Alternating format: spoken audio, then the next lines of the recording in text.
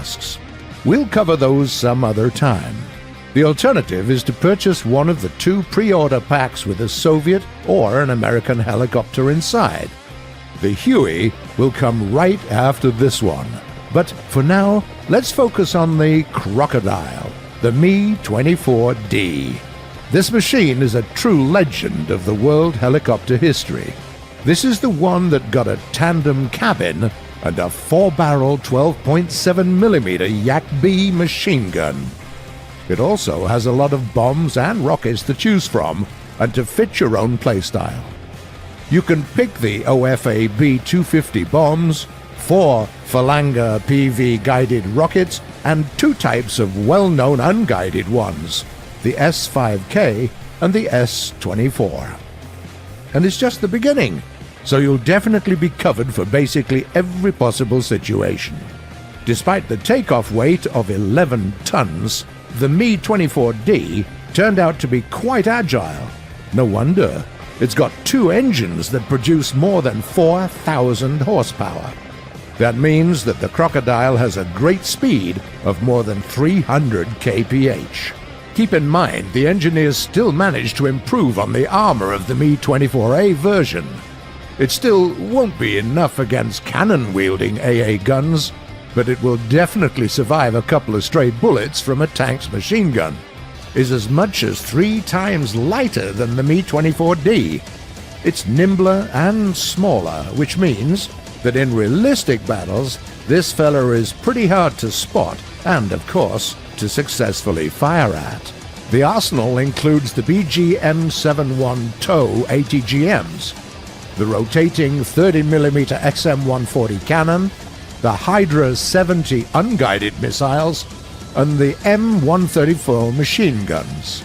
The unguided missiles are perfect for lesser enemy vehicles, such as the LAVs and AA guns. The TOW ATGMs, consequently, are best used against heavily armored targets. As for the XM140 and the M134 cannons, here things get somewhat complicated. Sure, you can use them to blow up a Shilka, but to do that you need to come into its firing range, which, you know, isn't optimal. So, why do you even need the darn things? The answer is simple. To hunt your own kind. Helicopters and planes. Both cannons are viable. It's just a matter of personal preference and taste. Some like insane minigun barrage fire, others more thoughtful, short bursts of higher caliber on multiple directions, since the XM140 can fire not only forward, but also at horizontal and vertical angles. Anyway, whatever you choose, even the mightiest opponents will inevitably crash and burn. So, how do you play on the Huey? If you brought the ATGMs, then at the start of the fight, keep a low profile, stick closer to the ground, and keep your distance from the heat of the battle. Hit-and-run tactics are your best bet. Find a target, fire a rocket, drop altitude, retreat, reposition. The ideal distance of engagement is something close to 3 kilometers. Any closer, and you'll risk running into concentrated AA gun retaliation fire. Any further, and you'll lose your accuracy or prey will escape. Also, if the landscape allows you to, try using mountains and hills to your advantage. Use them as cover. Hide, peek a little bit, fire a rocket, and retreat. But if you're fighting the enemy aviation, you'll need to be aggressive and avoid the ground units at all costs. Try to eliminate any living being that has an ATGM on them. See anyone matching the description? Wipe them out.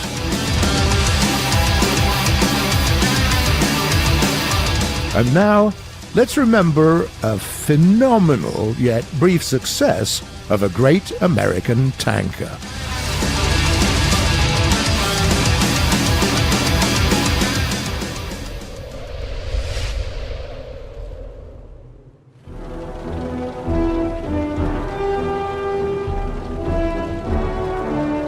An American Army convoy was on the move when suddenly of the old. a tale about loyal friends being outmatched but never outgunned. Lafayette G. Poole, son of a Texas farmer, staff sergeant in the 3rd Armored Division, fought for only 81 days from June 27 to September 15 of 1944. Despite such a brief service, his crew managed to destroy 12 German tanks and a mind-boggling number of LA frag. Havoc's 143 is no exception. In an uneven fight with a foe, he destroys an enemy tank but is taken himself out shortly after. Now let's take a look at the kill counter. What? What's that plane doing next to the tank he just annihilated? Some of the more eagle-eyed of you might have noticed that our hero fired a long burst of machine gun fire before taking out the Bulldog. Well, that burst ended up hitting the enemy Tyrecat, shearing its wing clear off. Some might say it was just blind luck, but let's assume this was all well calculated. Here's your prize. Enjoy, mate.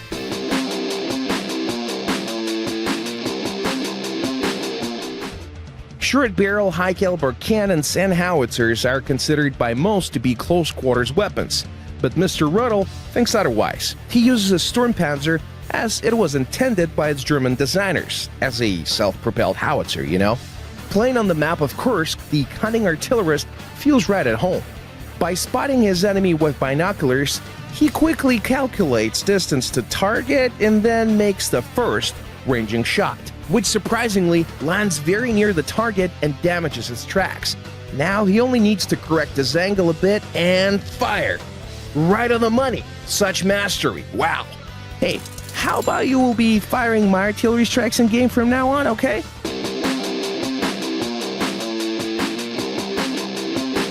An immobilized self-propelled gun is an easy meal for any moderately fast tank. The only problem are allies of the damaged machine that can ruin the attack for that said tank. Now this Hellcat got lucky big time, since the shot of the IS caused no major damage and simply punched through his vehicle as the Hellcat continued circling his red opponents. But XF was quick on his feet and decided to drag the foe with his hull.